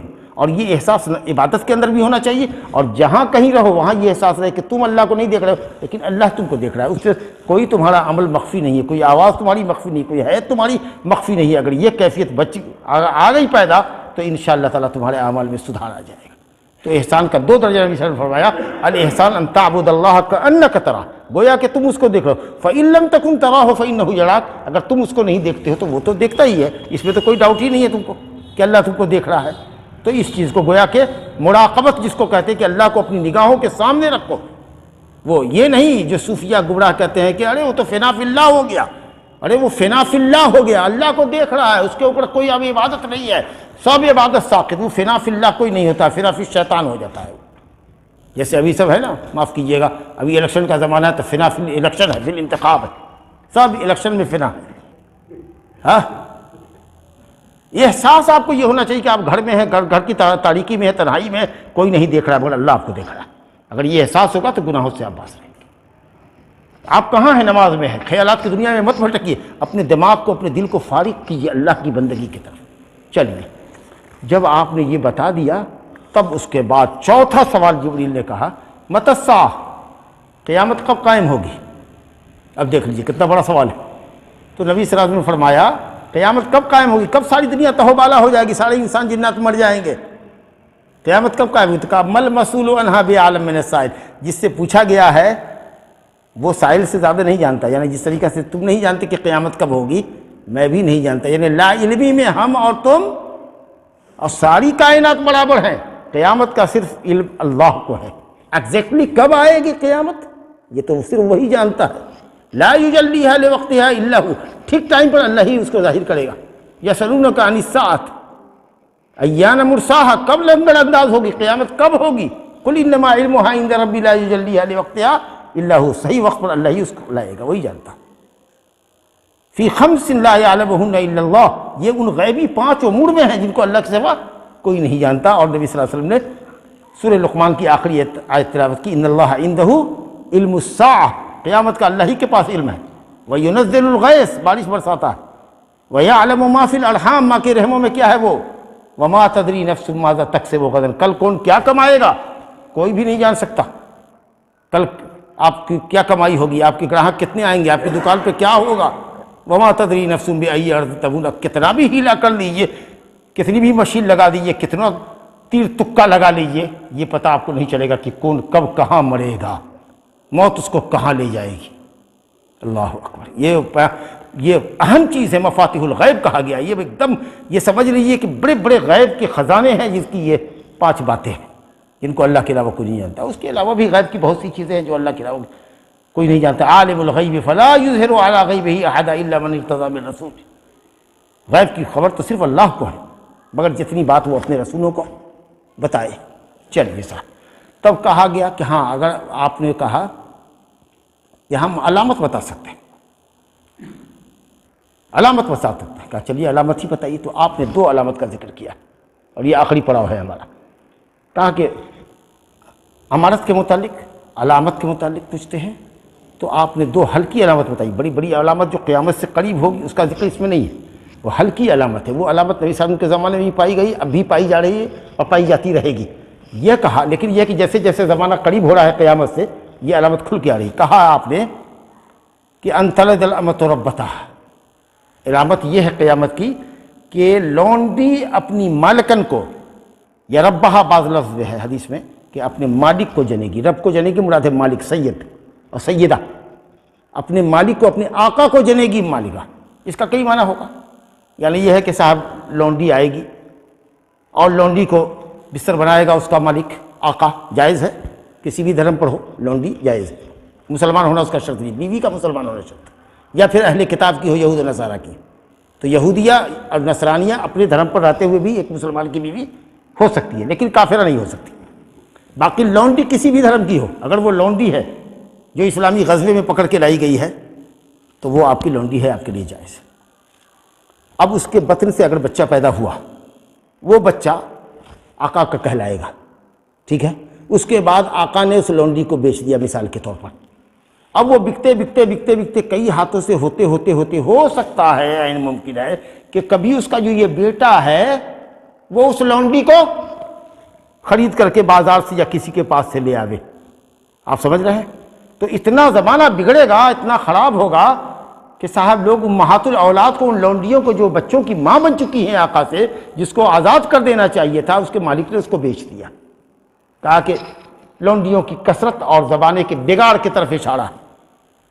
دوسری بات جو اصل جچتی ہے وہ یہ کہ ماؤں کے ساتھ بچوں کا سلوک اتنا گڑبڑ ہوگا جیسے کہ آقا لوگ، مالک لوگ، مالکن لوگ اپنے زر خرید غلاموں کے ساتھ کیا کرتے تھے۔ گالیاں دینا، مارنا، پیٹنا، گویا کہ ماں نے بیٹا بیٹی پیدا نہیں کیا ہے، مالک اور مالکن پیدا کیا ہے۔ یہ ماں کے بیٹے نہیں ہیں جو ماں کو گالیاں دے رہے ہیں، مار رہے ہیں، دھکے دے رہے ہیں، برا بھلا کہہ رہے ہیں، یہ ماں کے بیٹے نہیں ہیں، یہ گویا کہ ماں کے مالک ہے، باپ کے مالک ہے۔ اور وہ چیزیں آپ دیکھ رہے ہیں کہ کتنی کثرت سے ہے نافرمانی ماں باپ کی اور گستاخیاں اور بدتمیزیاں۔ یہ معنی زیادہ حالات کے وقت کے مطابق ہے۔ اور دوسری علامت کیا کہی؟ کہا وَأَن تَرَى الْحُفَاةَ الْعُرَاةَ الْعَالَةَ، تم دیکھو گے ننگے پاؤں رہنے والوں کو، ننگے بدن رہنے والے کو، جس کو ہمارے یہاں کہتے ہیں لنگوٹی پہننے ہوا تھا، لنگوٹی پہننے والوں کو دیکھو گے، ننگے پاؤں، جس کو کبھی پاؤں میں چپل نصیب نہ ہوا ہوگا، ننگے سر رہنے والوں کو، عالہ، عائل کی جمع فقیر اور محتاجوں کو دیکھو گے کہ بڑی بڑی حویلیوں میں داد عیش دے رہے ہوں گے، بڑے بڑے مکانات بنا رہے ہوں گے۔ بکری کے چرواہے، جو چرواہے ہوتے تھے، چند سکوں کے عوض کام کرتے تھے، بہت معمولی مزدوری کے اوپر بکری چرانے والے ہوتے ہیں، چرواہے رکھے جاتے ہیں۔ ظاہر ہے کہ بکریوں کا مالک اونٹوں کا مالک نہیں، بکری اونٹ چراتا ہے، سمجھا کہ نہیں؟ اگر بہت ہے 150,000 اونٹ اور گائے ہے تو اس کے لیے چرواہے رکھے جاتے ہیں معمولی سے۔ ان کو دیکھو گے ایسا وقت آئے گا کہ مال اور دولت کی ایسی ریل پیل ہوگی کہ ان کے گھر اور محلات دیکھنے کے قابل ہوں گے، لوگ اشش کرے گا اس کے مکانات کو دیکھ کر۔ ارے دور کیوں جاتے ہیں؟ یہ کبھی انعام ہے اور کبھی محض نیری علامت ہے۔ اللہ کے فضل و کرم سے یہ جو شتربان تھے، یہ اونٹوں کے جو چروائے تھے، جو عرب کے بدو تھے، اللہ رب العالمین نے اسلام کی برکت سے اور اسلامی فتوحات کی برکت سے کتنی زیادہ ان کو دولت عطا فرمائی۔ اور دنیا میں کہاں جائیے گا، جو مکانات اور جو بلڈنگیں آپ کو دبئی وغیرہ میں مل جائیں گی اور بلاد عربیہ میں مل جائیں گی، اور پھر علی العموم ساری دنیا کے اندر، اور شہروں کو تو چھوڑ دیجیے، دیہاتوں میں بھی، اور ایک دم اکھر دیہاتوں میں جو 50-50 لاکھ کروڑ کی جو بلڈنگ بن رہی ہے، دیکھ کر کے آنکھیں انسانوں کی خیرہ، سمجھے کہ نہیں؟ بکریاں، اونٹ کے چرواہے، ننگے پاؤں رہنے والوں کو دیکھیے گا، منسٹری ہے، عہدہ ہے، بڑے بڑے عہدوں پر فائز۔ یہ زمانہ کیسے بدلا ہے، حالات کا تغیر کیسا ہے، سمجھا کہ نہیں؟ بہرحال اس کا یہ مطلب نہیں ہے کہ صاحب آپ مکان نہ بنائیں، لیکن جو اللہ تعالیٰ نے جو نعمتیں دی ہیں ان نعمتوں کی قدر ہونی چاہیے۔ تو پیسے کی ریل پر اور اونچے اونچے مکانات اور حویلیوں بنانے کی جو ہور لگی ہوئی ہے مکانوں کی، وہ چیزیں آپ دیکھ رہے ہیں۔ انتر الحفاۃ العالۃ یتطاولون یتفاخرون فی البنیان، بڑے بڑے محل میں رہیں گے اور فخر کریں گے، یتطاولون فی البنیان۔ اے صاحب اتنا کہنا تھا کہ وہ بندہ اٹھا اور اٹھنے کے بعد سوال کرنے کے بعد وہ چلا گیا۔ جیسے وہ گیا نبی صلی اللہ علیہ وسلم نے فوراً کہا کہ ردو علیہ، اس آدمی کو پلٹا کے لاؤ، پلٹا کے لاؤ، پلٹا کے لاؤ۔ کئی لوگ دوڑے مجلس میں اور دیکھا کہ صاحب ہم نے رأینہ فی کل، مطلب جو بھی راستہ ادھر سے بھی وہاں سے اترتا تھا، ادھر جانے والا، پورب جانے والا، پچھم جانے والا، سب طرف صحابہ کرام کچھ دوڑے، لیکن بندے کا کہیں پتہ نہیں تھا۔ اسی میں حضرت عمر فاروق بھی دوڑے دیکھنے کے لیے جو مجلس میں موجود تھے۔ آیا رسول اللہ تو نہیں ملا، تو آپ نے کہا ہذا جبریل۔ اب سمجھ میں آیا نبی صلی اللہ علیہ وسلم، کہا کہ یہ تو جبریل تھے۔ اللہ سبحان اللہ، ہذا جبریل اتاکم یعلمکم دینکم، جو آئے تھے تم کو تمہارا دین سکھلانے کے لیے۔ کیونکہ نبی صلی اللہ علیہ وسلم نے حدیث میں ہے مسلم شریف میں کہ صحابہ سے پوچھا، کہا آپ نے اسی مجلس میں جب کھل کے بیٹھے ہوئے تھے جس کا بیان شروع میں آ چکا ہے، سلونی، مجھ سے کچھ سوال کرو، تو لوگوں نے سوال نہیں کیا، خاموش رہے۔ کئی مرتبہ کہا سلونی، کچھ پوچھو، تو نہیں پوچھا۔ جب لوگوں نے نہیں سوال کیا نبی صلی اللہ علیہ وسلم سے اس مجلس میں، تو اللہ رب العالمین نے دین سکھلانے کے لیے حضرت جبریل کو بھیج دیا اور کہا کہ یہ اہم سوالات آپ کیجیے، اور وہاں کے لوگ جو حاضرین ہیں ان کو بتا دیں۔ اتاکم یعلمکم دینکم۔ اچھا، ایک سوال اگر آپ سے یہ کریں کہ نبی صلی اللہ علیہ وسلم نے دین سکھلایا تھا کہ حضرت جبریل نے دین سکھلایا؟ آپ کہہ رہے ہیں اتاکم جبریل اتاکم یعلمکم دینکم، جبریل آئے تھے تم کو دین سکھانے کے لیے۔ تعلیم کی نسبت آپ نے جبریل کی طرف کی، حالانکہ تعلیم تو نبی صلی اللہ علیہ وسلم نے دی۔ جی، بہترین سوالات کیے جبریل نے علیہ الصلاۃ والسلام، اور ان سوالات کے جوابات نبی صلی اللہ علیہ وسلم نے دیے۔ گویا یہ نسبت جبریل کی طرف مجازی ہے۔ یہ سمجھیے کہ اچھا سوال کیا جس کے نتیجے میں اتنا اچھا جواب نبی صلی اللہ علیہ وسلم کے ذریعے آیا۔ اسی لیے علماء نے کہا ہے کہ اچھا سوال کرنا آدھا علم دینا ہے۔ اور اس لیے صحابہ اکرام کہتے تھے کہ ہم دیہات سے آنے والے عقل مند آدمیوں کا انتظار کرتے تھے کہ کوئی دیہاتی آوے عقل مند ہو، اب بڑھیا وہ سوال کرے نبی صلی اللہ علیہ وسلم سے اور ہم لوگ سن لیں۔ تو بہترین سوال حضرت جبریل نے کیا تھا، اسی نبی صلی اللہ علیہ وسلم نے نسبت کی۔ اور ایک چیز کہ آپ نے ان تمام باتوں کو کیا کہا؟ دین۔ تو لفظ دین ایسا ہے، دین کا لفظ ایسا ہے جو اسلام کو بھی شامل ہے، ایمان کو بھی شامل ہے، احسان کو بھی شامل ہے، تمام چیزوں کو شامل ہے۔ تو چلیے اب آپ سے اگر پوچھتے ہیں کہ دین کے کتنے مراتب ہوئے، کتنا اسٹیپ ہوا دین کا، اس حدیث کی روشنی میں مراتب الدین، دین کے مراتب اسٹیپ کتنے ہیں؟ 3۔ سب سے ادنا اسٹیپ اسلام، اس سے اوپر کی کھڑی ایمان، اس کے اوپر کی کھڑی احسان۔ سمجھا؟ یہ مراتب الدین 3 مرتبے کا بیان ہے۔ اور اس کے بعد قیامت کا علم سوائے اللہ کے کچھ نہیں، قیامت کی 2 علامتوں کا ذکر ہے۔ اور آپ نے دیکھا کہ کتنی جامع حدیث ہے جو ارکان اسلام، ارکان ایمان، ارکان احسان کی بندگی کیسی ہونی چاہیے، تمام چیزوں کا ذکر ہے۔ میری دعا ہے اللہ تعالیٰ سے کہ جو ہم نے آپ کے ساتھ اس کتاب کو، اس حدیث کو پڑھا ہے، اور اس میں جو اللہ تعالیٰ نے، اللہ کے نبی نے جو علم اور حکمت کی باتیں بتائی ہیں، ان کو سمجھنے والا، دین میں تفقہ عطا کرے اللہ تعالیٰ، ہم کو سمجھنے والا بنائے اور عمل کرنے کی اللہ تعالیٰ توفیق عطا فرمائے۔ اور اس علمی دورے کو اور علمی مجلس کو، جو 2 مجلسیں آپ کے ساتھ ہوئی ہیں، اللہ تعالیٰ آپ کے میزان حسنات میں تولے اس کو۔ ھذا وباللہ التوفیق وصلی اللہ علی نبینا محمد وآلہ وصحبہ اجمعین وآخر دعوانا الحمد للہ رب العالمین۔ سبحانک اللہم ربنا وبحمدک، اشہد ان لا الہ الا انت، استغفرک واتوب الیک۔